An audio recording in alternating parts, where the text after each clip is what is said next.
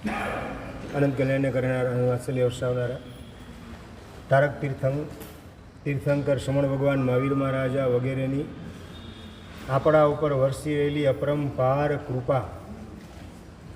કૃપાનો એ મહાસાગર દયા સિંધુ એનો કૃપાનો ધોધ આપણા ઉપર વરસી રહેલો છે. એને ઝીલવાને માટે આપણે તત્પર રહેવાનું છે.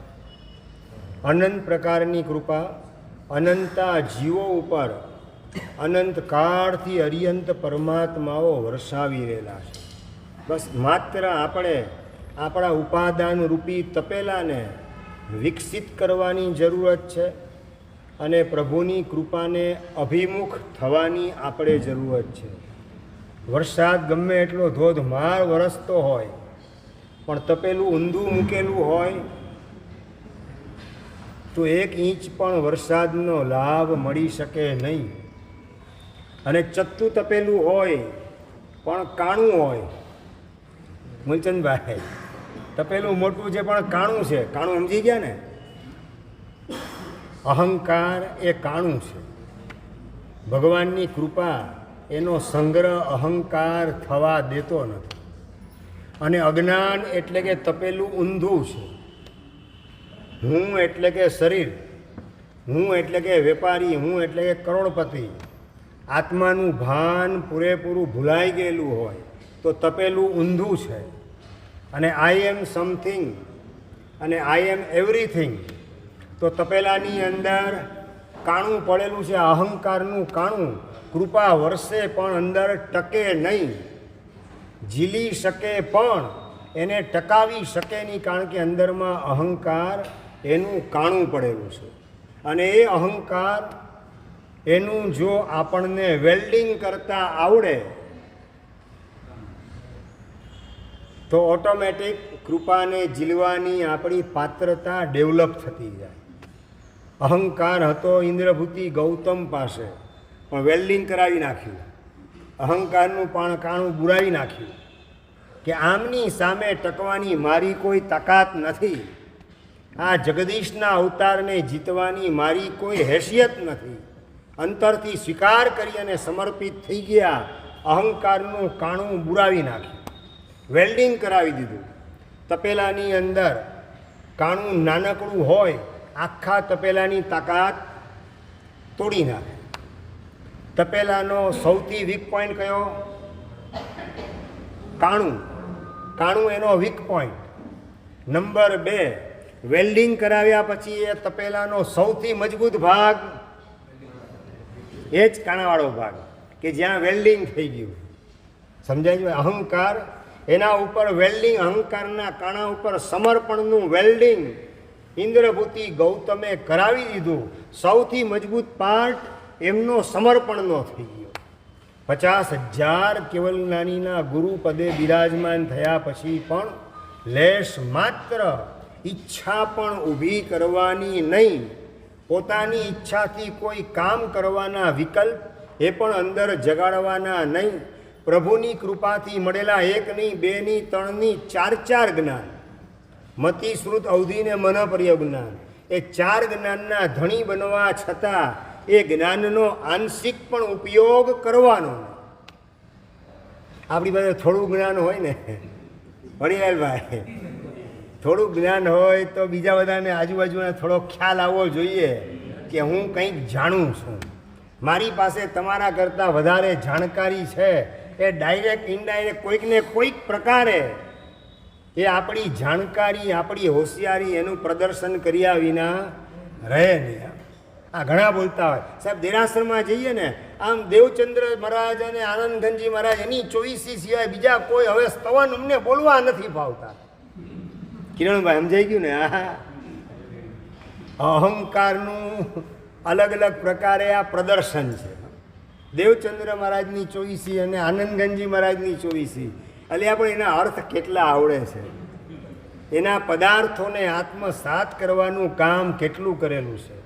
એમના અંતરમાં ભગવાન સાથે હૃદયનું કનેક્શન જોડાયેલું હતું. આનંદગંજી મહારાજ, દેવચંદ્રજી મહારાજ વગેરે મહાપુરુષોના હૃદયની અંદર એવું કનેક્શન ગોઠવવાની મથામણ કેટલી તું કરે છે. એ બાબતમાં બિલકુલ મહેનત કરવી નથી. અને ધર્મ ક્ષેત્રમાં આવીને પણ યેન કેન પ્રકારેણ કોઈ પણ હિસાબે પોતાનો અહંકાર એને પુષ્ટ કરવો છે. મતલબ કે તપેલાની અંદર પડેલું આ કાણું ભગવાનની કૃપાને ટકવા દેતું નથી. ધર્મ ક્ષેત્રમાં પ્રવેશ કર્યો એટલે ભગવાનની કૃપા આપણા ઉપર વરસી. દેરાસર આવો, ઉપાશ્રય આવો, આંબેલ ખાતે આવો, જીનવાણીનું શ્રવણ કરવાનું કામ કરો, સામાયિક કરો, આ બધું કરો એટલે ભગવાનની કૃપા વરસી રહેલી છે. આ સમયે તમને દુકાને જવાના બદલે વ્યાખ્યાન સાંભળવા માટે આવવાના ભાવ જાગ્યા. એ શું છે? ભગવાનની કૃપા આપણા ઉપર વરસી રહેલી છે એની નિશાની. બાકી અત્યારે કૃપા જો તમે ઝીલી ન હોત તો અત્યારે તમે દુકાને ગોઠવાયેલા હોત, વ્યાખ્યાનમાં ન હોત. ગાંધીધામની અંદર આ મૂલચંદભાઈ, ટોટલ જૈનોની સંખ્યા કેટલી? 3000. એમાંથી વ્યાખ્યાન, આ સમસ્ત જૈનો, એમાંથી વ્યાખ્યાનની અંદર 10% મળે. 3000 જૈનમાંથી વ્યાખ્યાનમાં 10% નથી. મારે તમને એમ કેવું છે, ફરિયાદ નથી કરતો, તમે કેટલા પુણ્યશાળી આત્મા છો એમ બતાવું છે.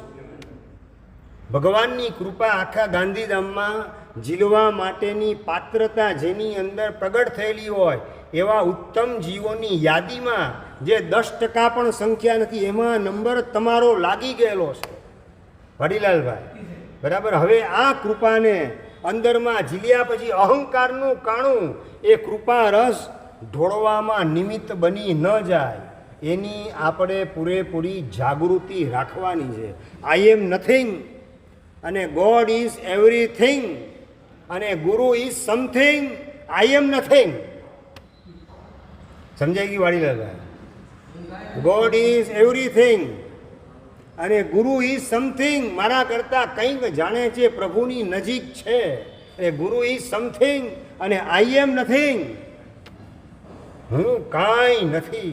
આવી નમ્ર વિનમ્ર પરિણતિ ભીતરમાં કેળવેલી હોય તો આ અહંકારનું કાણું એ બુરાઈ જાય, વેલ્ડિંગ થઈ જાય સમર્પણ ભાવનું, શરણાગતિ ભાવનું.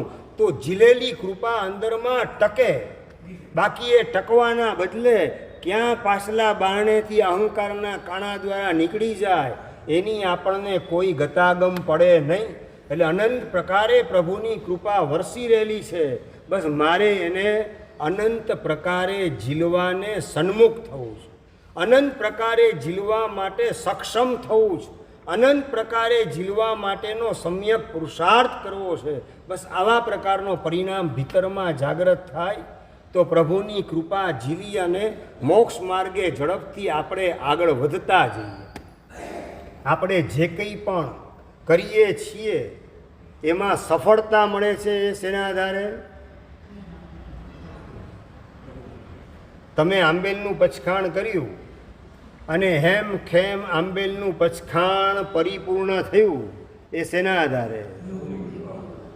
ઘણા ઉપવાસનું આંબેલનું પચખાણ કરી અને પચખાણ તોડવું પડે એવા સંયોગ ઊભા થતા હોય છે. અચાનક રાતના ભયંકર એસિડિટી ઉપડી, અલ્સરની પીડા ઉપડી. ડૉક્ટરે કીધું અત્યારે તાત્કાલિક તમારે આ દવા લેવી પડશે, દૂધ લેવું પડશે. રાતના 10 વાગે સાહેબ આંબેલને ઉપવાસ હોવા છતાં મારે આ પચખાણ ભાંગવું પડ્યું. સમજ્યા હું શું કહું છું? આપણી આવડતને હોશિયારીથી કોઈ સાધના પરિપૂર્ણ થતી નથી. માત્ર ને માત્ર પ્રભુની આપણા ઉપર વરસી રહેલી કૃપા, એના પ્રતાપે આપણી સાધના પરિપૂર્ણ થાય છે. આ પરિપ્રેક્ષની અંદર પ્રભુની કૃપાનો પરિચય આપણે કેટલો કરેલો છે? ભાઈ 2 દિવસ પહેલાં 14 હતું. ભાઈ 2 દિવસ પહેલાં 14 શું કર્યું તમે? સાહેબ મેં આંબેલ કર્યું હતું, મેં ઉપવાસ કર્યો હતો, મેં છઠ કર્યો, મેં અને હું તપસ્વી. આ અંદરમાં પડેલો અહંકાર એ પ્રભુની કૃપાની નોંધ પણ મગજમાં લેવા દેતો નથી. પ્રભુની કૃપા વરસે છે માટે બધી આરાધનાને સાધના મારી સંપૂર્ણ થાય છે. 1, 2, 5, 15 નહીં. તમે આમ વર્ષી તપ કરો તો કેટલા થાય? લાગ લગાટ 1, 2, 3. જયંતિભાઈ કેટલા? 5, 7, 10, 12. કેટલા? 49 વર્ષી તપ અનુપચંદભાઈને ચાલી રહેલા છે. 49મું અત્યારે ચાલે છે.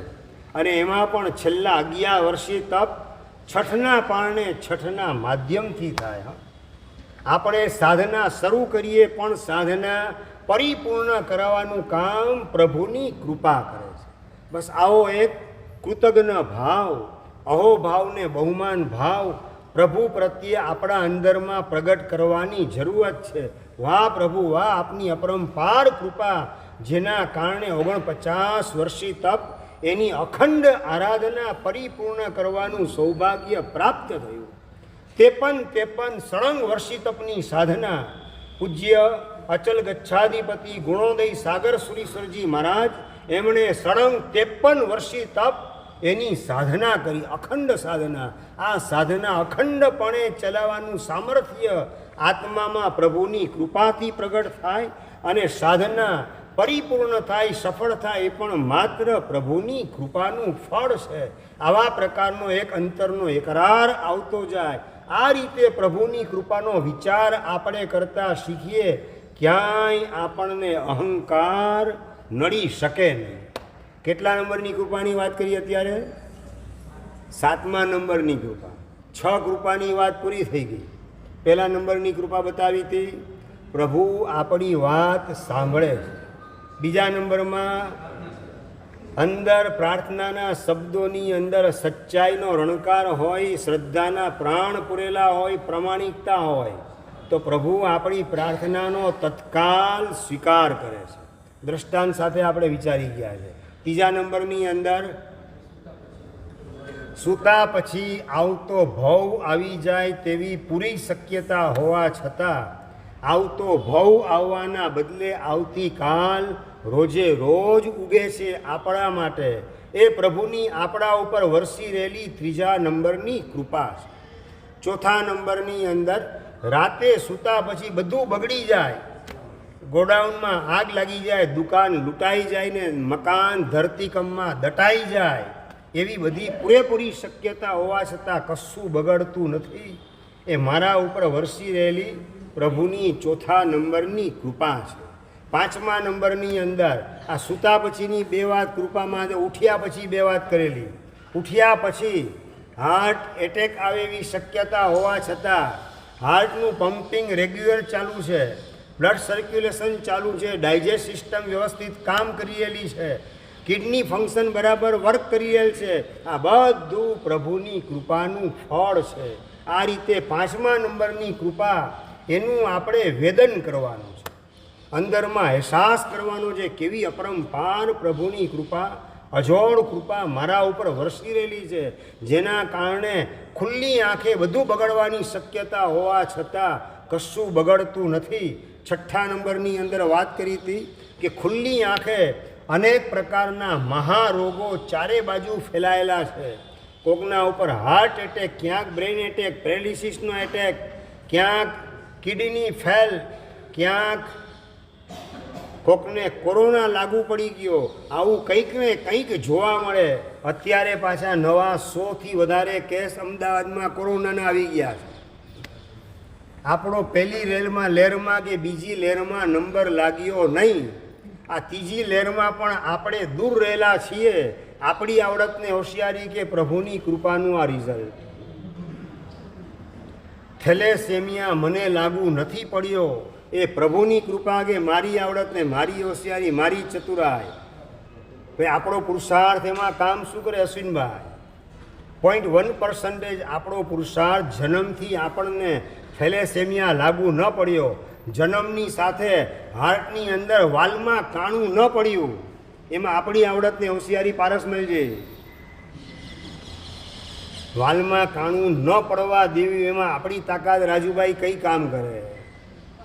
બધામાં આપણે અંગૂઠા છાપ છીએ અને છતાં પ્રભુની કૃપાથી વાલમાં કાણું પડેલું નથી, એટેક આવતો નથી, કિડની ફંક્શન બગડતું નથી, મોટા રોગો મને લાગુ પડતા નથી. આ બધું પ્રભુની મારા ઉપર અપરંપાર કૃપા વરસી રહેલી છે એની નિશાની છે.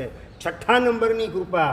અને આજે સ્ટાર્ટિંગમાં 7મા નંબરની કૃપા બતાવી કે સાધના જગતમાં પ્રવેશ કર્યા પછી સાધના જે કંઈ પરિપૂર્ણ થાય છે એકમાત્ર પ્રભુની અપરંપાર કૃપાનું એ ફળ છે. આપણે અઠ્ઠમનું પચખાણ લઈએ ખરા, પણ અઠ્ઠમ પૂરો કરવાની તાકાત આપણી ખરી? વાડીલાલભાઈ, અલ્સર ઉપડે તો અઠ્ઠમ કિરણભાઈ મૂકવો પડે. અચાનક કોરોના લાગુ પડી જાય, વર્ષી તક તમારો ચાલતો હોય, 5મો કે 6ઠ્ઠો, પણ કોરોના લાગુ પડી ગયો, વર્ષી તપ મૂકવો પડે. સમજાય હું શું વાત કરું છું? 99 યાત્રા કરવા માટે ગયા અને 15, 20, 25 યાત્રા થઈ અને ઘરે કંઈક પ્રોબ્લેમ ઊભો થયો તો પાલિતાણા છોડી અને ગિરનાર છોડી અને પાછા બેક ટુ ગાંધીધામ આવી જવું પડે. આવું ન પડ્યું અને 99 યાત્રા પરિપૂર્ણ થઈ. એ મારી આવડતને હોશિયારી કે પ્રભુની કૃપા મારા ઉપર વરસી રહેલી છે. 24, 6 અને 7 યાત્રા કરવા નીકળ્યા તમે, ભાવ તમારો સાચો, પણ એ યાત્રામાં 6ઠ્ઠી યાત્રામાં પગ તમારા ચાલવા એ તમારા હાથની વાત. 6ઠ્ઠી યાત્રા પહેલે દિવસે 5 યાત્રા કરીએ, બીજે દિવસે 6ઠ્ઠી યાત્રા કરવાની ઊભા થાય ને, ઉઠે ત્યારે આંખે ચક્કર આવે, અંધારા આવે, ડગલું મંડાય નહીં. હાલું કઈ રીતે ઉપડાશે, કઈ રીતે પગ ઉપડશે, કઈ રીતે યાત્રા થશે. પણ તળેટીએ પહોંચીએ, ચૈત્યવંદન કરીએ, દાદાને પ્રાર્થના કરીએ અને જાણે નવ ચેતનાનો સંચાર થયેલો હોય, નવી ઉર્જા જાણે કે શરીરની અંદર પ્રવેશેલી હોય અને પગ સડસડાટ દાદા તરફ ડગલા માંડી અને આગળ વધવા માંડે. એ આપણી આવડતની હોશિયારી. આપણે તો 6ઠનું પચખાણ લેવું એ કદાચ આપણા હાથની વાત, પણ એ 6ઠનું પચખાણ પરિપૂર્ણ થવું ને પણ 7 યાત્રા સાથે, એ આપણી આવડતને હોશિયારી કામ કરતી હતી. માંસ ખમણ કરનારા હોય ને એ પણ 6 ને 7 યાત્રા કરવા જાય, બીજી ને ત્રીજી યાત્રા એ ફે થઈ જાય. મારું કામ નહીં, કાલે તો પચખાણ પાડી લેવું છે, એક યાત્રા હવે મારાથી નહીં થાય. સમજાય હું શું કહેવા માગું છું? એટલે સાધના જગતની અંદર આપણે પ્રવેશ કર્યા પછી, સાધનાના પરિણામ જગાડ્યા પછી જે કંઈ આપણે પચખાણ વગેરે લઈએ એ પરિપૂર્ણ કરાવવાનું કામ પ્રભુની કૃપા કરે છે. હજી એનાથી મહત્ત્વની આગળની વાત, તમને 6 અને 7 યાત્રા કરવી છે, આવા ભાવ કોણે જગાડ્યા? મૂલચંદભાઈ, 24, 6 ને 7 યાત્રા મારે કરવી છે, આવા ભાવ જગાડ્યા કોણે?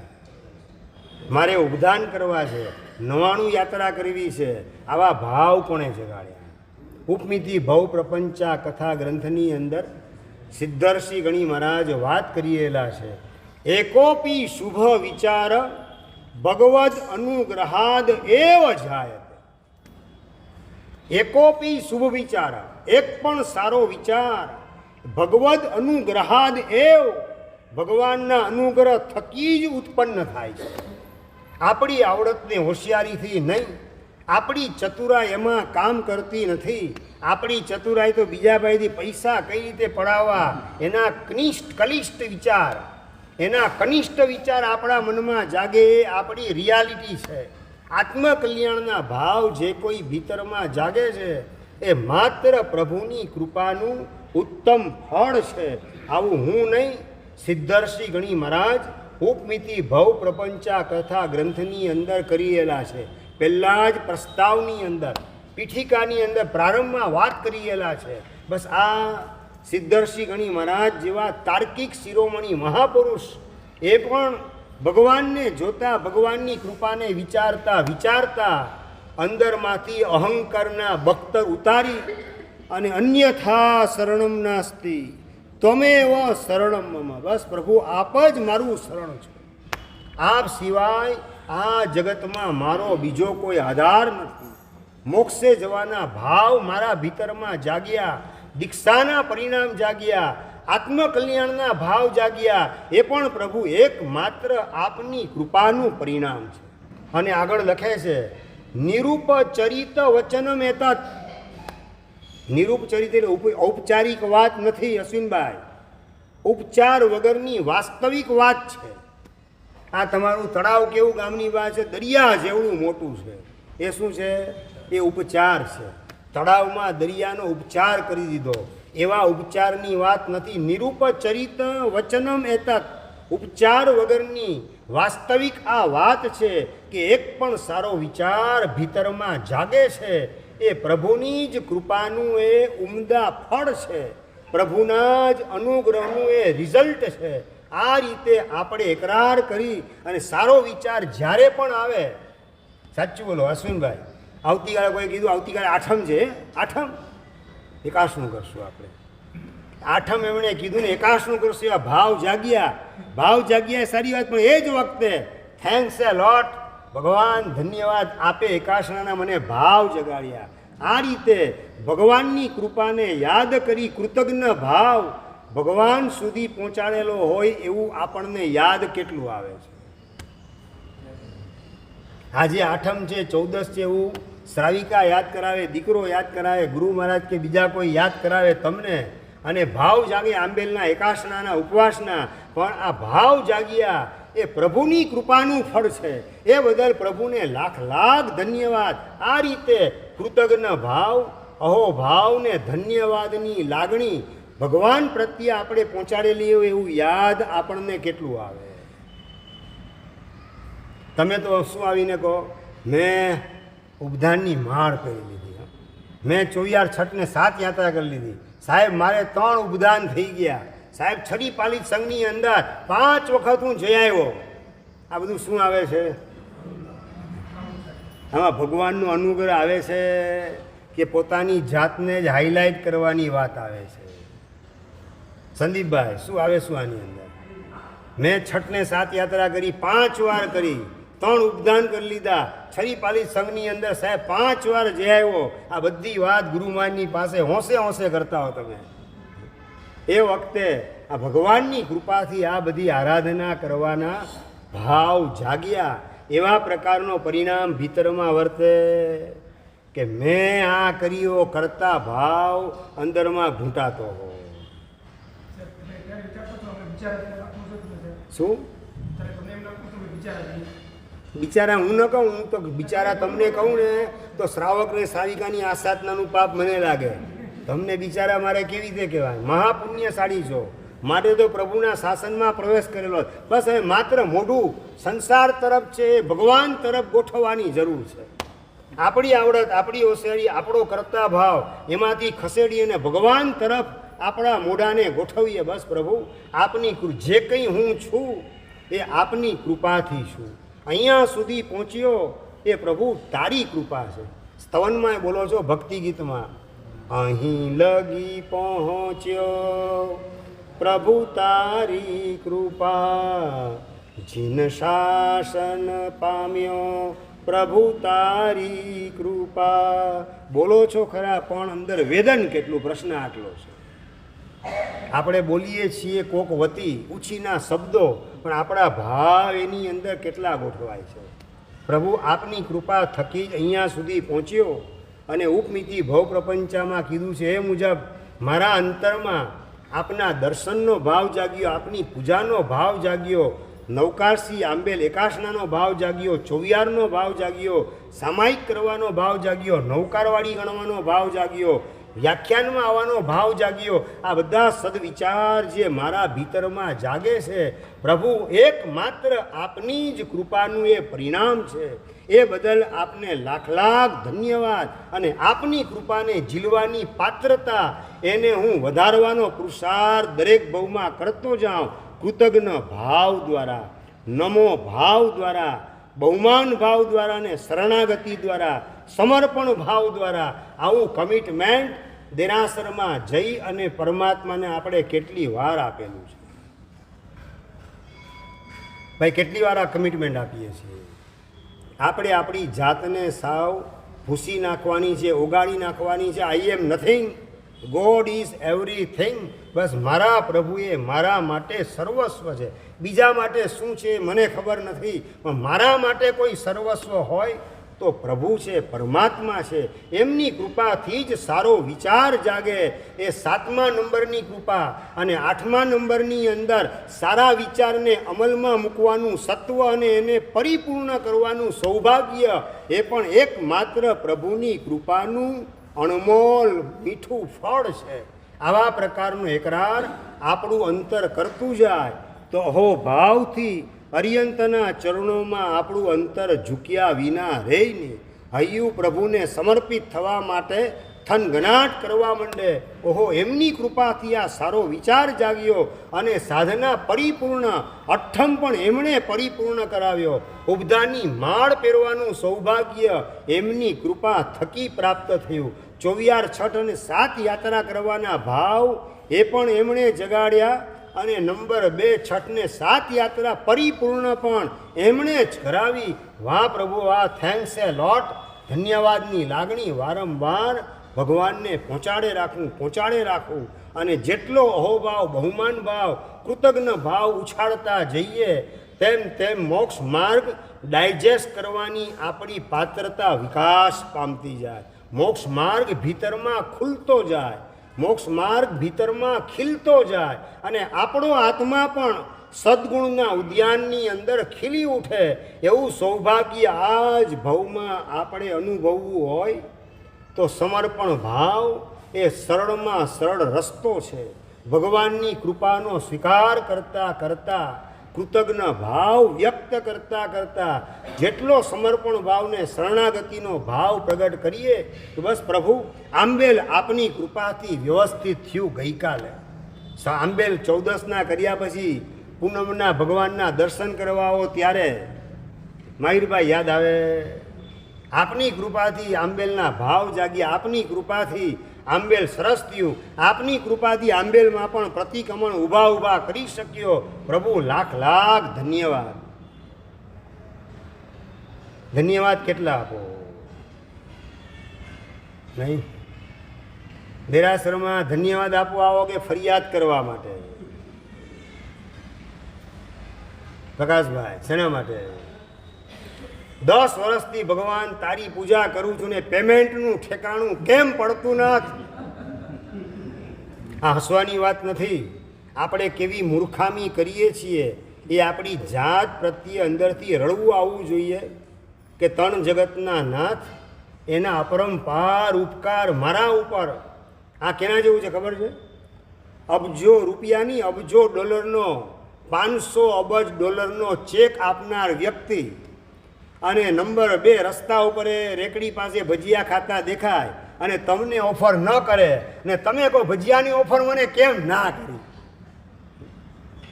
સમજાય કિરણભાઈ? ખ્યાલ આવ્યો? 500 અબજ ડોલરનો ચેક આપ્યો એ બદલ ધન્યવાદ આપવાનું તો યાદ આવતું જ નથી. ભજીયાની ઓફર મને કેમ ના કરી? ભજીયાની ઓફર સમજી ગયા ને? મારું આ 50,000નું પેમેન્ટ કેમ નથી આવતું? સમજી ગયા ને? આ ફરિયાદ તમે કરો છો એના જેવી જ કે બીજી કોઈ ફરિયાદ? આપણે ધન્યવાદ આપવાના ભાવથી દેરાસર તરફ ડગલા માંડતા ગયા હોય એટલું એ યાદ આપણને કેટલું આવે. ભગવાન 28 વર્ષ થઈ ગયા દીકરીના, હજી એનું ઠેકાણું કેમ પડતું નથી? રમેશભાઈ, ભગવાન પાસે આ ફરિયાદના ડુંગરાઓ છે અને એમાં દટાઈ કોણ? ભગવાન કે આપણે જ દટાવાનું. શા માટે એવા ડુંગરા ઊભા કરવા જેમાં આપણે દટાવવું પડે, આપણે કચડાવવું પડે? એવી ભૂલ આપણે શા માટે કરવી? ભગવાન, તારી આજ્ઞાનું પાલન કરવા સ્વરૂપે રાત્રિ ભોજનનો ત્યાગ છેલ્લા 20 વર્ષથી કરું છું, છતાં મારી પત્નીનો સ્વભાવ વિચિત્ર કેમ છે? એનું ઠેકાણું બરાબર કેમ પડતું નથી?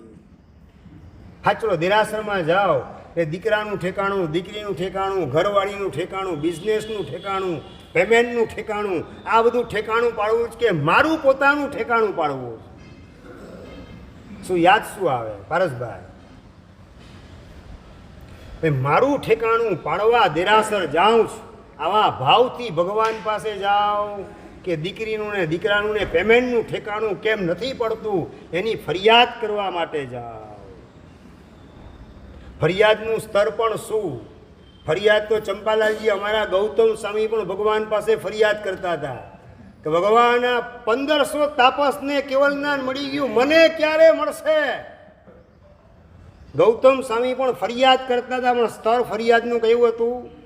કેવલ જ્ઞાન ક્યારે મળે, મોક્ષ ક્યારે મળે એની ફરિયાદ હતી. તમારી ફરિયાદનું સ્તર સંસાર લીલો છમ કઈ રીતે ચાલે, કેમ ચાલતો નથી, સંસાર ડિસ્ટર્બ કેમ થાય, બિઝનેસ ડિસ્ટર્બ કેમ થાય, મારી પ્રેસ્ટીજને ગુડવિલ એને કાળો ધાબો કેમ લાગી જાય, આ જ બધી ફરિયાદની વાત ભગવાન પાસે. કે દીક્ષાના ભાવ કેમ નથી જાગતા એની ફરિયાદ ભગવાન પાસે કરી. લગ્ન પછી છોકરાના ઘરે છોકરા આવી ગયા છતાં હજી હઠીલી વાસનાની પજવણી શાંત કેમ થતી નથી, બ્રહ્મચર્ય પાલનના પરિણામ ભીતરમાં કેમ જાગતા નથી, આની ફરિયાદ ભગવાન પાસે કેટલી વાર કરી. આપણી અંદરની કથળી ગયેલી સ્થિતિ, આપણું બગડી ગયેલું અંતઃકરણ, એને શુદ્ધ કરવાની ભાવનાથી ફરિયાદ ભગવાનને કેટલી કરી. ગૌતમ સ્વામી ફરિયાદ કરતા હતા, એવી ફરિયાદ કરવાનું સ્તર આપણું ખરું. ધન્યવાદ આપવાનું તો યાદ નથી જ આવતું, એટલે એ વાત સાઈડમાં રાખી દઉં છું. ભગવાનની કૃપાને યાદ કરવાનું લગભગ અંદરમાં સૂઝતું નથી, એટલે ધન્યવાદ આપવાની વાત સાઈડમાં રાખી અને ફરિયાદ તમે જે કરો છો એ ફરિયાદનું સ્તર કયું એની વિચારણા આપણે કરીએ.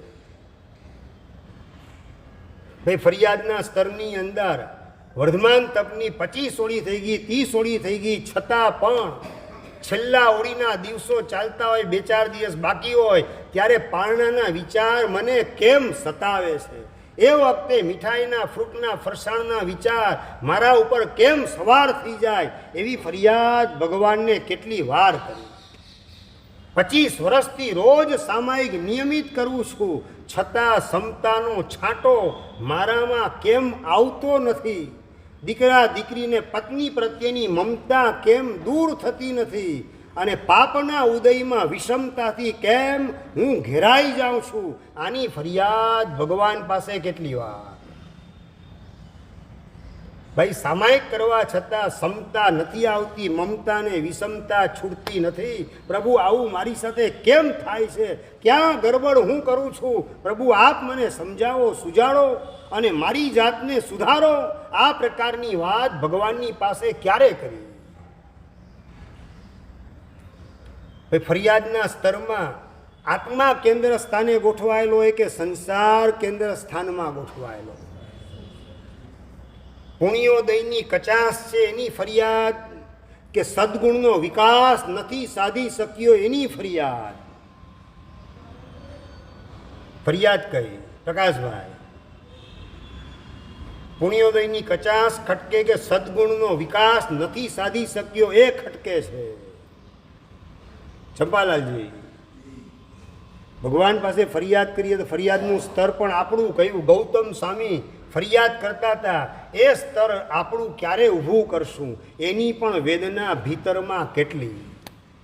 ભગવાનની અપરંપાર વરસેલી કૃપા એને તો યાદ કરતા નથી, પણ એ યાદ કરીને ધન્યવાદ પણ આપતા નથી, પણ ફરિયાદ કર્યા વિના રહેતા નથી ને ફરિયાદ પણ પાછી નિમ્ન સ્તરની સંસારને લીલો છમ રાખવા અંગેની ફરિયાદો.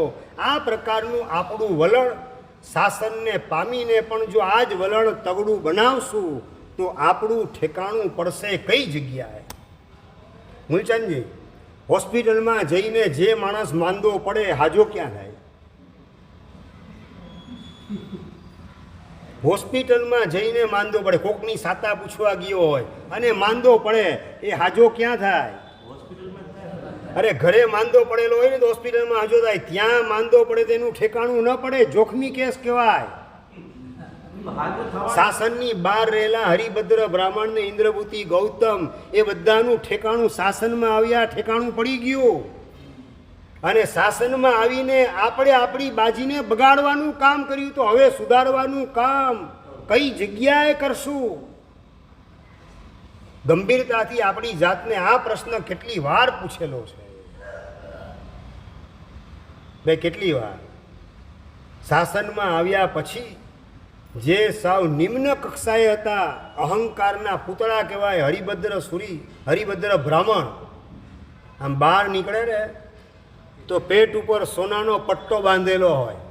ચંપાલાલજી, સોનાનો પટ્ટો બાંધેલો હોય અને પૂછે લોકો, આ સોનાનો પટ્ટો કેમ બાંધ્યો છે? મારી પાસે જ્ઞાન એટલું બધું છે કે મારું પેટ ફાટી ન જાય, એટલે સોનાનો પટ્ટો બાંધ્યો જ. 14 વિદ્યાનો હું પારગામી છું. ખભે સીડી રાખેલી હોય, પાછી સીડી કેમ રાખી છે? મારી યારે રાજસભામાં વાદ કરતા કરતા વાદી કદાચ સ્વર્ગમાં ભાગી જાય ને, તો સ્વર્ગમાંથી આ સીડી દ્વારા ચડી પકડી ઉતારી અને પાછો એને હરાવું, એના માટે આ સીડી રાખી છે. બીજા ખભે ઝાડ રાખેલી છે માછલાને પકડવાની. આ ઝાડ લઈને કેમ ફરો છો બજારની અંદર? અરે મારી યારે વાત કરતા કરતા કરતા રાજસભામાં વાદી એ પલાયન થઈ જાય ને દરિયામાં છુપાઈ જાય, તો આ ઝાડ નાખી માછલાની દરિયામાંથી બહાર કાઢી રાજસભામાં હાજર કરી અને એને હરાવવાનું કામ કરવું. એટલો જ્ઞાનનો અહંકાર જેનામાં છુપાયેલો હતો એમની પ્રગટ હતો. અને એવા પણ અહંકારી હરિભદ્ર બ્રાહ્મણ શાસનની બહાર રહેલા, શાસનમાં એન્ટ્રી થઈ અને પોતાની જાતને યાકીની મહત્તરા સુનુ તરીકે ઓળખાવે. હું કોણ? તો હરિભદ્ર સુરી નહીં, યાકીની મહત્તરા સાધ્વીજી ભગવંત, એમનો હું ધર્મથી દીકરો છું. મારી બીજી કોઈ આઈડેન્ટિટી નથી, મારું બીજું કોઈ અસ્તિત્વ નથી. એટલા નમ્ર અને વિનમ્ર બની ગયા ભગવાનની કૃપાને ઝીલવાના માધ્યમથી. બસ જેટલી જેટલી કૃપા ઝીલાતી જાય તેમ તેમ અંદરનો અહંકાર ઓગળતો જાય. બસ ફરિયાદ પોતાની કહી તો આ અહંકાર એને મારે ખતમ કરવો છે. પ્રભુ ખતમ કેમ થતો નથી? અને પ્રભુની કૃપાથી અંતે ખતમ કરીને જ રહ્યા હરિભદ્ર શ્રી મહારાજ. બસ આવી મારી ભૂમિકા. શાસનની બહાર રહેલાનું ઠેકાણું શાસનમાં એન્ટ્રી કરીને થઈ જાય, તો શાસનમાં એન્ટ્રી કરીને મારી બાજી બગાડીશ તો દુનિયાની અંદર મારું ઠેકાણું પડશે કઈ જગ્યાએ? અહીંયા આવીને મારે બગડવું નથી. અહીંયા આવીને મારી જાત વહેલામાં વહેલી તકે સુધારી લેવી છે.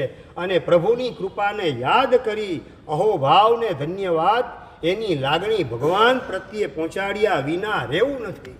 સાચું, બસ સ્ટેન્ડ માટે નીકળાવો જવા માટે, ઘરની બહાર નીકળતા હો, નીકળી ગયા તમે, અને દીકરો તમને વાત કરે, પપ્પા હજી બસને તો 1.5 કલાકની વાર છે. ઘરની બહાર નીકળી ગયા, 4 ડગલા ઘરથી દૂર ચાલ્યા ગયા, અને દીકરો વાત કરે, પપ્પા 5 વાગ્યાની નહીં, 5:45ની ટ્રેન છે, 5:45ની બસ છે. શું કરો મૂલચંદભાઈ, શું કરો? 15-20 મિનિટ ક્યાં જાઓ?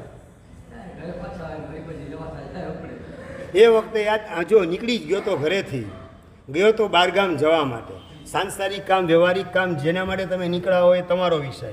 ઘરની બહાર નીકળી જ ગયો તો મારા વગર ઘરનું કંઈ કામ અટકે એમ કે બગડે એમ નહોતું. એ તો તમને ખ્યાલ આવી ગયો, બરાબર? તો જ તમે બહાર નીકળ્યા હો. 5 વાગે નીકળ્યા અને 5:15ની ટ્રેન સમજીને નીકળ્યા હતા, અને નીકળી 5:45ની ટ્રેન. લાવ તો પછી હવે ચિંતામણી દાદાના દરબારમાં જઈને અડધો કલાક ભક્તિ કરવા દે. યાદ આવે? કેમ? જેના અપરંપાર કૃપા, અપરંપાર ઉપકાર, એના જ કારણે અહીંયા સુધી પહોંચ્યા.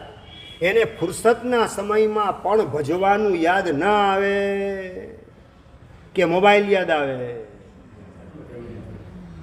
ભાઈ, ફુરસતના સમયે મોબાઈલ યાદ આવે, રિમોટ કંટ્રોલ યાદ આવે, ચેનલો જોવાની યાદ આવે, ઉઘરાણી કરવાનું યાદ આવે કે લાવ અડધો કલાક દાદાની ભક્તિ કરી આવું? શું યાદ શું આવે? ફુરસતના સમયમાં પણ નહીં. ઘરમાં તમે બહાર નીકળી ગયા ને તમારા વગર કશું અટકવાનું નથી, તો ખાતરી હતી તો જ બહાર નીકળો. હવે શા માટે અડધો કલાકનો સમય મારે ઇન્વેસ્ટમેન્ટ કરવું છે સારામાં સારું ભગવાનની ભક્તિના માધ્યમથી? આવો સદવિચાર ભીતરમાં કેમ નથી ઉગતો?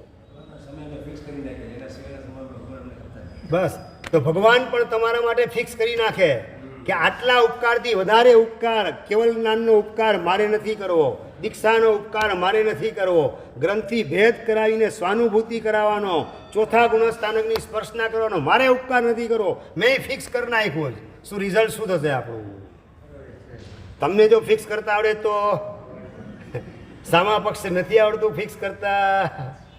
ખબર હોય તો અફસોસ થાય છે. ગ્રંથિભેદ શું એ ખબર જ ન હોય. ગ્રંથિભેદ ખબર નથી હોય એટલી તો સમજણ છે ને કે મોક્ષ માર્ગમાં મારો વિકાસ, જોઈએ તેવો નથી થયો, માટે વ્હાઇટ એન્ડ વ્હાઇટ ગૌતમ ગણધરના ગણવેશમાં ગોઠવવાના બદલે આ ઈસ્ટમેન કલરના કપડામાં ગોઠવાયેલો. આટલી તો સમજણ પડે કે ના પડે?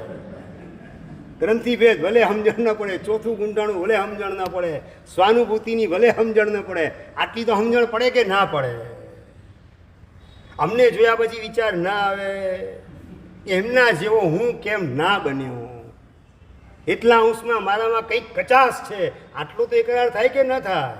બસ તો એક ખામીને મારે દૂર કરવી છે. એનું બળ મેળવવા માટે લાવા અડધો કલાક ટ્રેન મોડી છે, 5:15ના બદલે 4:45ની છે. 5 વાગ્યા ઘરેથી નીકળી ગયો છું, 5 ડગલા બહાર નીકળી ગયો છું. તો લાવ દેરાસર જઈ અને ભગવાનની ભક્તિની અંદર તરબોળ થવા દે, ભીંજાવા દે. આવું યાદ ના આવે?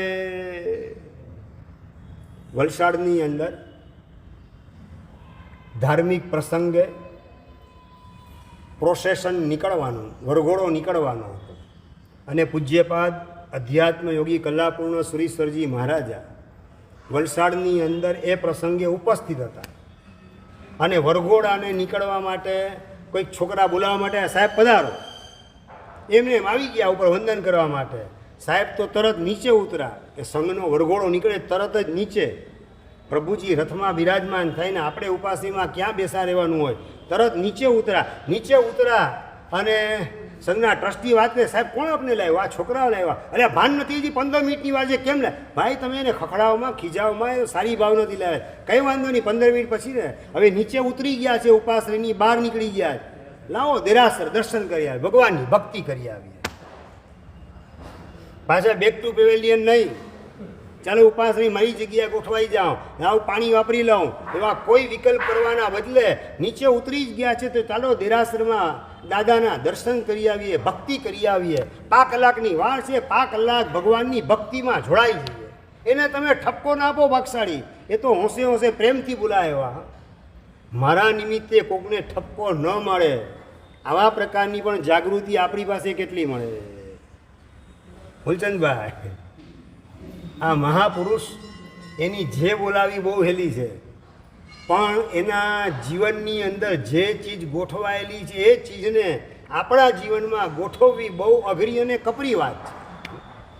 એ ટ્રસ્ટીઓના છોકરાને ખખડાવે, એમાં વચ્ચે આવીને ના પડે, ભાગશાળી એમાં એને ખખડાવવાની જરૂરત નથી. એ તો સારી ભાવનાથી આ મને ભગવાનના દર્શનનો ભક્તિનો લાભ મળશે. અને દેરાસરની અંદર ભગવાનની ભક્તિ માટે પૂજ્યપાદ અધ્યાત્મ યોગી પહોંચી ગયા. કેટલી વાર છે વરઘોડાને? 5 કલાકની વાર છે. દેરાસરમાં ચાલો જઈને ભગવાનની ભક્તિમાં જોડાઈ જઈએ. અને હવે વરઘોડો સ્ટાર્ટ થશે, લોકો બોલાવા આવશે, ત્યારે પાછા જોઈન્ટ થઈ જશું અને ભગવાનની પાસે પ્રીતલડી બંધાણી રે અજીત જીનંદશું એ સ્તવન બોલવાની અંદર એકાકાર બનીને એવા ખોવાઈ ગયા, એવા લીન બની ગયા ભગવાનની સાથે. ભક્તિની ભાવધારાની અંદર એકાગ્ર બનતા ભક્તિની ધારામાંથી ધ્યાનની ધારાની અંદર એ મહાપુરુષ જોડાઈ ગયા. પાછળ ટ્રસ્ટીઓ ટાઈમ થયો બોલાવવા માટે આવ્યા, પણ આ કલાપૂર્ણ શ્રી દાદા ભગવાનની ભક્તિમાં ઓતપ્રોત બની ગયેલા હતા, ધ્યાન ધારામાં ચડી ગયેલા હતા. ટ્રસ્ટીઓને થયું કે આપણે તો જિંદગીમાં ક્યારેય ધ્યાન કરતા નથી, તો આ મહાપુરુષ ધ્યાનમાં ચડી ગયા, આપણે એની ધ્યાન સાધનાને ક્યાં ડિસ્ટર્બ કરવી? બીજા બાજુમાં સાધુ હતા, એ કલાપૂર્ણ શ્રી દાદા એને સહેજ ઈશારો કરવા જાય, અટકાવે ટ્રસ્ટી, રહેવા દો સાહેબને ધ્યાન કરવા દો, આપણે બીજા બધા મહાત્મા છે ને આપણે શાંતિથી વરઘોડો કાઢી લઈએ. ટ્રસ્ટી પાસે પણ આવો વિવેક હતો. સાચું, મહાત્મા સ્વાધ્યાય કરતા અને તમે વંદન કરવા માટે આવો, આમ તમને દેખાય સાતામાં છે, દેખાય કે ન દેખાય? સ્વસ્થ છે, દેખાય કે ન દેખાય? અને સ્વાધ્યાયમાં લીન હોય, સ્વામી સાતા છે જી, જ્યાં સુધી જવાબ ના આપે બોલે જ રાખો મોટેથી. અસાતા ઊભી ન થતી હોય ને તોય તમે સાતા પૂછીને અસાતા ઊભી કરો. આ વિવેક દ્રષ્ટિ આપણી પાસે હોવી જોઈએ. બપોરે મહારાજ સાહેબ વિશ્રામ કરતા હોય, મહારાજ સાહેબ સુતા, લાવ પગ દબાવવાનો લાભ લઈ લઉં, એટલે ઉતાવીને પગ દબાવો, શું થાય રિઝલ્ટ? આ ભક્તિ છે, આ વિવેક અંદર હોવો અનિવાર્ય છે. આજના કાળમાં બહુ ગરબડ ચાલી રહેલી છે, સ્વાધ્યાયમાં લીન હોય મહાત્મા, ચૂપચાપ મૌનપૂર્વક વંદન કરી અને તમે ઉપાસનીની બહાર નીકળી જાઓ તો કિરણભાઈ તમારા ખાતામાં વંદન જમા થાય કે ન થાય? હે, આવી શ્રદ્ધા છે એમ? તો કેમ ડિસ્ટર્બ કેમ કરો એમ પૂછ્યું તો મહાત્માને. સ્વાધ્યાય કરતા હોય, જાપ કરતા હોય, ધ્યાનમાં લીન બનેલા હોય તો બેઠા હોય શાંતિ લખતા હોય ને કંઈ તો આમ ચરણ સ્પર્શ કરવા જાય, દબાવે. જ્યાં લખતા લખતા ડિસ્ટર્બ ન થાય ને સામું ન જોઈએ ત્યાં સુધી ચેન ન પડે. કળિયુગમાં ગાંધીધામમાં આવા કોઈ નથી હો ના, ગાંધીમાં બધા વિવેકી છે.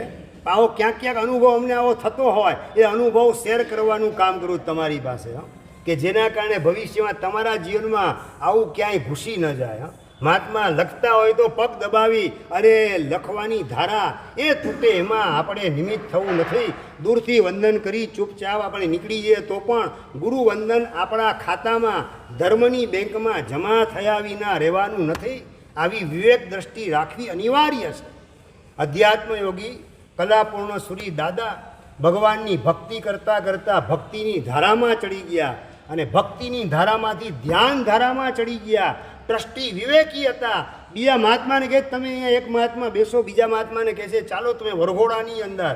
ઉપાસનીમાં હતા એ બધા મહાત્માને લઈ અને વરઘોડો એ પરિપૂર્ણ કરીએ. 2 કલાક સવા 2 કલાક જેટલો સમય પ્રોસેશનની અંદર લાગી ગયો. કલાપૂર્ણ સૂર્યદાદાનું ધ્યાન પૂરું થયું ને ઊભા થયા અને બહાર નીકળે છે. વરઘોડાનો અવાજ સંભળાય એટલે જવા ગયા અને શિષ્ય કે ગુરુદેવ વરઘોડો પૂરો થઈ ગયો છે. સવા 2 કલાક ભગવાનની ભક્તિની અંદર ભક્તિ ધારામાં અને ભક્તિ ધારા દ્વારા ધ્યાન ધારામાં ચડી અને ક્યાં સવા 2 કલાક પસાર થઈ ગયા એની પણ એમને ખબર પડી નહીં. ભગવાન પ્રત્યેનો આ કૃતજ્ઞ ભાવ, ભગવાન સિવાય મનને બીજે ક્યાંય રહેવું ગમે નહીં, એવા પ્રકારની આપણી સ્થિતિનું નિર્માણ કરીએ તો ધ્યાન સાધના આપણા માટે ઇઝી છે. આપણે તો આપણા મનને રહેવા માટેના સ્થાન કેટલા સચિનભાઈ, કેટલા સ્થાન? ઘણા બધા. પછી ભગવાનમાં મન ચોટે ક્યાંથી? પછી નૌકારવાણીની અંદર પણ આપણું મન ચોટે ક્યાંથી? સામાયિકની અંદર પણ સ્થિરતા આવે ક્યાંથી? કારણ કે આપણે બીજે બધે એંગેજ છીએ. દુકાનની અંદર, ઘરની અંદર, ઘરાકની અંદર, પેમેન્ટની અંદર, પરિવારની અંદર, પ્રસિદ્ધિની અંદર, આપણો માન કસાય એને તગડો બનાવવાની અંદર, આપણી ઇમેજને ગુડવિલ એને ઊંચકવાની અંદર કેટલી જગ્યાએ આપણે એંગેજ છીએ. આપણે આપણું વ્યક્તિત્વ ચારે બાજુ પાથરેલું છે, એને સંકેલી અને માત્ર પ્રભુની અંદર આપણે આપણા વ્યક્તિત્વને ઓગાળી અને આપણા અસ્તિત્વને ઉજાગર કરવું છે. આપણા શુદ્ધ ચૈતન્ય સ્વરૂપ એનો અનુભવ કરવો છે. માટે ક્યાંય મારી ચેતનાને સંસારમાં એંગેજ રાખવી નથી, ચોંટાડી રાખવી નથી. બધેથી ખસેડી ચિત્ત વૃત્તિને સંકેલી અને એકમાત્ર મારા પ્રભુની અંદર લીન બનાવું. પ્રભુના વચનની અંદર શ્રદ્ધાના રણકારપૂર્વક મારા મનને લીન કરવાનું, એકાગ્ર કરવાનું કામ કરવું. આવો પુરુષાર્થ દેરાસરમાં જઈને કે સામાયિક કરીને આપણે કેટલી વાર કરેલો છે. ભાઈ 15 મિનિટની ફુરસતનો સમય, એમાં ભગવાન યાદ આવે, ભક્તિ ધારામાં જોડાય, ધ્યાન ધારામાં ખોવાઈ જાય અને સવા 2 કલાક પસાર થઈ જાય ખબર ના પડે. આ પ્રસંગ સાંભળતા એક ટકોરો આપણે આપણી જાતને મારવાનો છે કે આ ભૂમિકાએ હું કેટલામાં ભવે પહોંચીશ. એક ટકોરો તો આપણે આપણી જાતને મારીએ કે આ મહાપુરુષ આ કળિયુગની અંદર હુંડા અવસરપીણી કાળની અંદર જન્મ લઈ અને આવી અપૂર્વ સાધના કરીને આપણી વચ્ચેથી પોતાનું કામ કરીને નીકળી ગયા. એમના જેવી ભૂમિકાએ હું ક્યારે પહોંચીશ? આવો અંદરમાં મનોરથ કેટલો જાગે. કેટલામાં ભવે આપણી આ ભૂમિકા તૈયાર થશે?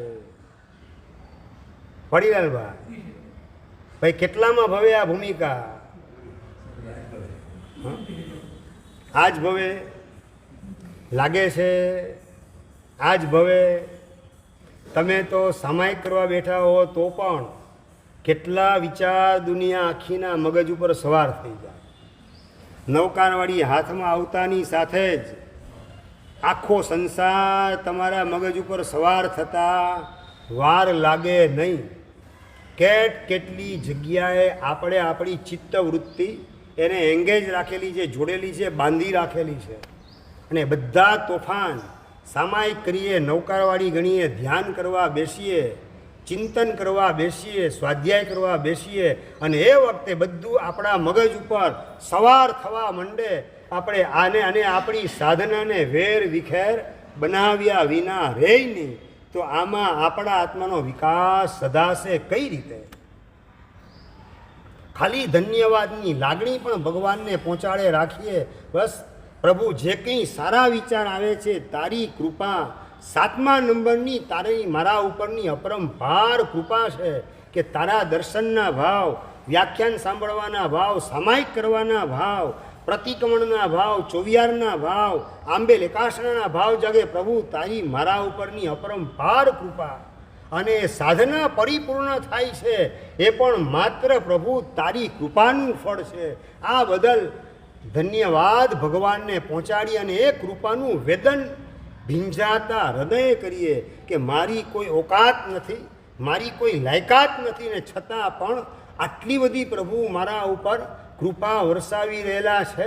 બસ હવે તો આ પ્રભુની વફાદારી મારે કદાપી છોડવી નથી. આ પ્રભુને મારું હૃદય સમર્પિત કર્યા વિના રહેવું નથી. હવે આ પ્રભુને વહેલામાં વહેલી તકે સોંપાઈ જવું છે. આવા પ્રકારના ભાવ ભગવાનના દર્શન કરતાં કરતાં આપણા હૃદયના કેટલા સ્પર્શે? ભાઈ કેટલા સ્પર્શે હૃદયને ભાવ આવા? ભગવાન તો એના એ જ છે. આપણે આપણામાં ચેન્જ કેટલું લાવીએ છીએ. પ્રતિમાના આલંબને, પરમાત્માના આલંબને, એમના ઉપકારના સ્મરણના આલંબને, એમની કૃપાનું સંવેદન કરવાના આલંબને આપણે આપણા પરિણામને ઊંચકવાનો પુરુષાર્થ કેટલો કરીએ? લગભગ કોમ્પ્યુટરાઇઝ સ્તુતિ બોલવાની, કોમ્પ્યુટરાઇઝ દુઆ બોલીને 9 અંગે પૂજા કરી દેવાની, કોમ્પ્યુટરાઇઝ ચૈત્યવંદન સ્તવન બધું રૂટીન મુજબ ચાલે.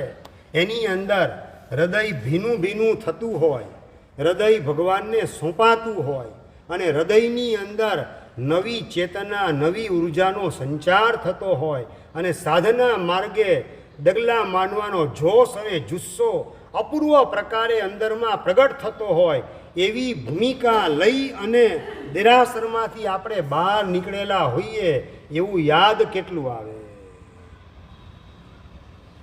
ભાઈ દેરાસરમાંથી બહાર નીકળતી વખતે અંદરનું આખું લાગણી તંત્ર બદલાઈ ગયેલું હોય, અપૂર્વ જોમ અને જુસ્સો આત્મકલ્યાણ માટેનો લઈ અને નીકળેલા હોય, એવા પ્રકારની અંદરમાં પરિણતિનું ફિલિંગ આપણને કેટલું થાય?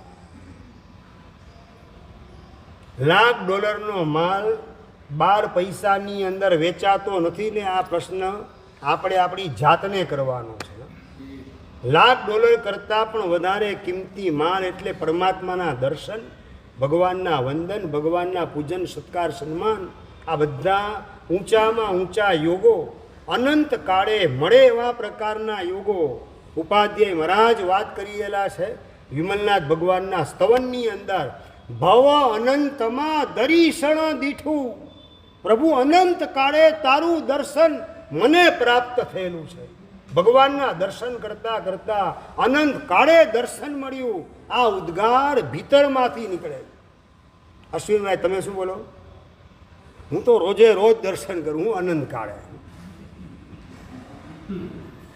સચિનભાઈ શું બોલો? હું તો રોજે રોજ દર્શન કરું, ઉપાધ્યાયમાં ભલે અનંત કાળે દર્શન કર્યા. દેરાસરમાં કોના દર્શન કરવા જાઓ? કોના દર્શન કરવા દેરાસરમાં? કોના દર્શન, કોના વંદન, કોનું પૂજન કરવા માટે? ભગવાનનું દર્શન, ભગવાનની પૂજા, એના માટે તમે જાઓ. બહાર નીકળ્યા પછી તમને કોઈ પૂછે કે ભગવાનના દર્શન થયા? પારસમલજી શું જવાબ શું આપશો? રાજુભાઈ શેના માટે ગયા હતા? ભગવાનના દર્શન કરવા માટે. તો બહાર નીકળ્યા પછી પ્રશ્ન પૂછે ભગવાનના દર્શન થયા? પૂછે તો હું જવાબ આપો? હું પૂછીશ હવેથી. શું જવાબ શું આપશો? ભાઈ ભગવાનના દર્શન કર્યા કે પ્રતિમાના દર્શન કર્યા કે આંગીના દર્શન કર્યા? આંગી સરસ મજાની હતી, ડેકોરેશન સરસ મજાનું હતું, શણગાર દેરાસરનો સરસ મજાનો મહાપૂજામાં ગોઠવાયેલો હતો, અંગરચના જોરદાર હતી. શું બોલો શું? મુખાકૃતિ ભગવાનની જોરદાર હતી, ભગવાનની આંખ જોરદાર હતી, મીનાકારી ચક્ષુ અદ્ભુત બેસાડેલા છે, ડાયમંડની આંખ જોરદાર બેહાડેલી છે. શું બોલો શું તમે? ભગવાનની વિતરાગતા અદ્ભુત હતી. એ ભગવાનની પૂર્ણ વિતરાગતાના દર્શન આપણે કેટલા કર્યા? ભગવાન પરમ શાંત, પ્રશાંત અને ઉપશાંત સ્વભાવની અંદર સ્થિર થઈ ગયેલા છે. ઓહો, પ્રભુનું કેવું શાંત, પ્રશાંત, ઉપશાંત સ્વરૂપ, એના દર્શન આપણે કેટલી વાર કર્યા? ભાઈ આંગીના ને પ્રતિમાના દર્શન કે ભગવાનના આંતરિક સ્વરૂપના, ભગવાનના આરહંત્યના દર્શન આપણે કર્યા કે ના કર્યા? જાઓ છો દર્શન કરવા માટે, છતાં જેના દર્શન માટે જાઓ છો એ દેખાતા જ નથી, અને બીજું જોઈ અને બહાર આવી જાઓ ને મિથ્યા સંતોષ માની લો છો કે ચાલો એક કામ દર્શનનું પૂરું થઈ ગયું, હવે ઘરે નૌકારસી કરવાનું શરૂ કરો. નૌકારસીનો પાસ મળી ગયો, પ્રતિજ્ઞા લીધેલી હતી દર્શન કર્યા વિના નૌકારસી નહીં કરવાની, મોઢામાં પાણી નહીં નાખવાનું, એ પ્રતિજ્ઞા પૂરી થઈ ગઈ, પાસ ફળાવી લીધો નૌકારસીનો, ચાલો હવે ઘર ભેગા. રમેશભાઈ, ભાઈ નૌકારસીનો પાસ ફળાવવા માટે ભગવાન પાસે જવાનું કે ભગવાનની પૂર્ણ વિતરાગતા અને પરમ શાંત, ઉપશાંત, પ્રશાંત દશા, એના દર્શન કરવા માટે અને એનાથી મારા આત્માને ભાવિત કરવા માટે મારે પણ આમના જેવા જ પૂર્ણ વિતરાગ થવું છે, વહેલામાં વહેલી તકે થવું છે, એમના જેવા જ પૂર્ણ શાંત, પ્રશાંત ને ઉપશાંત થવું છે, એવો સંકલ્પ કરવા માટે ભગવાનના દર્શન કરવા જાઉં છું. આવા પ્રકારના ભાવથી દેરાસર તરફ ડગલા માંડતા હો, એવી દશા તમારા દિવસોની અંદર કેટલી વાર? ભાઈ જિંદગીના મહામૂલા દિવસોની અંદર કેટલા દિવસો દેરાસર તરફ ડગલા માંડતા માંડતા આવી દશા, આવા પ્રકારના મનોરથ ભીતરમાં ઉંચકાતા હોય અને ડગલા માંડવાનું કામ તમારું ચાલુ હોય. શાસ્ત્રકાર કહે છે, દેરે જાવા તણું મન કરે, ચોથ તણું ફલ પાવે. દેરાસર જવાના ડગલા માંડવાની વાત નહીં, ખાલી જવાની ઈચ્છા કરે દેરાસર, અને ઉપવાસનું ફળ તમારા ખાતામાં જમા થાય. કઈ રીતે આ ભૂમિકા લઈ અને તમે દેરાસર જવાના ભાવ અંદરમાં ઉંચકતા હો, તો ભાવ કરવા માત્રથી ઉપવાસ તમારા ખાતામાં જમા થાય, અને ડગલું માંડો એટલે છઠ તમારા ખાતામાં જમા થાય, અને ભગવાનના દર્શન કરો એટલે અનંતા ઉપવાસ એ તમારા ખાતામાં જમા થઈ જાય. ભગવાનના દર્શન એટલે ભગવાનની પૂર્ણ વિતરાગતા અને પરમ શાંત દશા અને આરહંત્યનું તેજ, એના દર્શન કરતાં કરતાં અનંતા ઉપવાસ આપણા ખાતામાં, ધર્મની બેંકમાં જમા થાય, આપણા મોક્ષનું રિઝર્વેશન થઈ જાય. એના માટે દેરાસર જાઉં છું, એવા ભાવથી ડગલા દેરાસર તરફ માંડતા હો, એવા દિવસો તમારા જીવનમાં કેટલા આવે? આપણે પ્રભુની કૃપાનો વિચાર કરતા નથી. કેટલી અપરંપાર કૃપા વરસે છે. કૃપાનું વેદન કરતા નથી, કૃપાને યાદ કરતા નથી, કૃપાને યાદ કરીને ધન્યવાદ આપતા નથી. સમર્પણ ભાવ ઊંચકવાનું કામ ભીતરમાં મહત્વપૂર્ણ કરતા નથી, અને જે સ્વરૂપે દર્શન કરવાના છે એ સ્વરૂપે પણ દર્શન થતા નથી, તો ઠેકાણું પડશે કઈ રીતે? માત્ર દેરાસરમાં આવજાવ કરવાથી ઠેકાણું પડી જશે કે ભીતરમાં કંઈક મારામાં પરિવર્તન લાવ